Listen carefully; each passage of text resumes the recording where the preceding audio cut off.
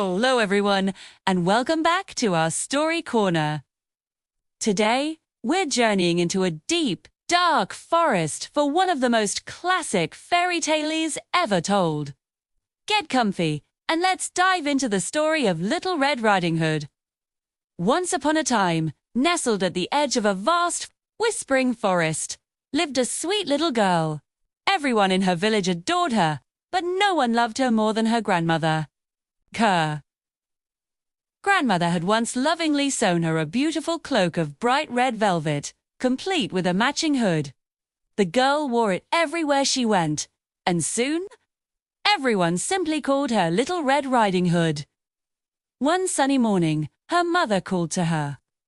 "Little Red Riding Hood," she said, holding a basket filled with goodies.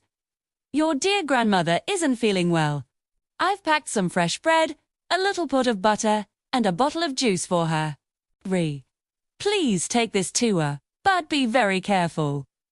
Her mother's face grew serious. "Now, listen closely. Stick to the path, walk straight to your grandmother's house, and don't dawdle. The woods can be a tricky place, and you must not talk to any strangers you might meet along the way. Do you understand?" "Yes, Mother, I promise." Little Red Riding Hood replied cheerfully. She kissed her mother goodbye, took the heavy basket, and set off with a skip in her step. The path to her grandmother's cottage cut right through the forest, a journey she had made many times before. The sun dappled through the leaves, birds sang sweet melodies, and the air was filled with the scent of pine and damp earth. Little Red Riding Hood was so enchanted by the beauty around her that her mother's warning began to fade from her mind. She saw a patch of vibrant wildflowers just off the path. "Oh, how lovely!" she thought. Grandma would adore a beautiful bouquet. Well, surely cheer her up, forgetting her promise. She stepped off the well-trodden path and began to pick the flowers, wandering deeper and deeper into the woods. Each new flower seemed prettier than the last, luring her further from safety. It was then that a shadowy figure emerged from behind a large oak tree. It was a big bad wolf, with clever, gleaming eyes and a wide, toothy grin.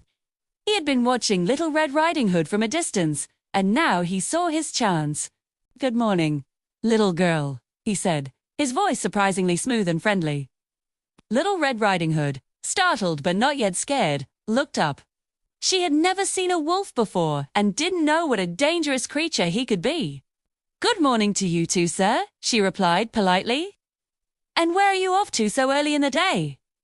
The wolf asked, inching a little closer. "I'm on my way to my grandmother's house," she explained. "It's feeling a bit under the weather, and I'm bringing her a basket of food to help her feel better." The wolf's eyes glinted with a cunning idea. "How wonderful! And where does your grandmother live?" he purred. "Oh, just a little further down the path," she said, pointing with her bouquet. "Her cottage is the one just past the 3 big oak trees, right by the hazelnut bushes." The wolf's mind raced. He now had all the information he needed. "Well," he said, "look at all these beautiful flowers. Why don't you take your time and gather a truly splendid bouquet? Listen to the birds sing. It's such a lovely day to enjoy the forest." He wanted to distract her, to give himself a head start. While Little Red Riding Hood, convinced by his friendly advice, continued to pick flowers, the wolf wasted no time.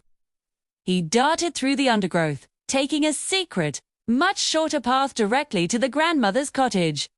He arrived, panting slightly, and knocked on the door. Tap, tap, tap from inside. A weak voice called out, "Who is it?" The wolf disguised his voice, making it high and sweet. "It's me, Little Red Riding Hood," he squeaked. "I've brought you some bread and juice. Oh, how wonderful, my dear." The grandmother called back, "I'm too weak to get up." "Just lift the latch. The door is unlocked." The wolf's grin widened. He lifted the latch, the door creaked open, and in one swift movement, he bounded to the bed and swallowed the poor old grandmother whole. Gulp. Then, the clever wolf found one of the grandmother's nightgowns and a frilly sleeping cap. He put them on, pulled the covers up to his chin, and settled into the bed to wait.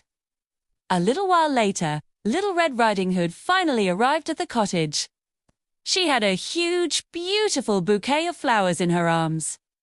She noticed the door was ajar and felt a strange sense of unease. That's odd, she thought. Usually, the cottage felt so warm and welcoming, but today, something felt wrong. She called her, "Grandmother, I'm here." But there was no answer. She tiptoed inside. The room was dim, with the curtains drawn. She approached the bed and saw her grandmother lying there, looking very strange indeed. "Oh, Grandmother," she said, "what big ears you have."